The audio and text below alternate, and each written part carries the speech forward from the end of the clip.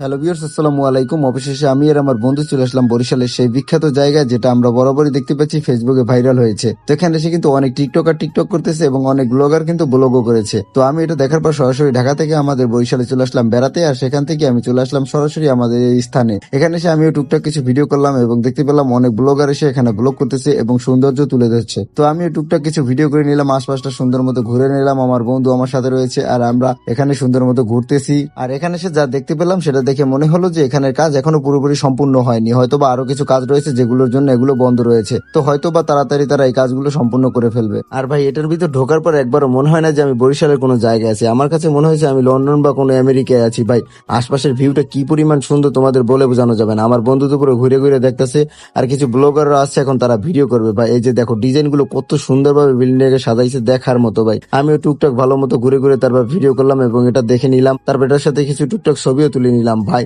অসাধারণ একটি জায়গা। আর আমাদের এই বরিশালের এই জায়গাটি তোমাদের কাছে কেমন লাগলো তা কিন্তু অবশ্যই কমেন্ট বক্সে জানাবে। দেখা হবে নতুন কোনো ভিডিওতে। আল্লাহ হাফেজ।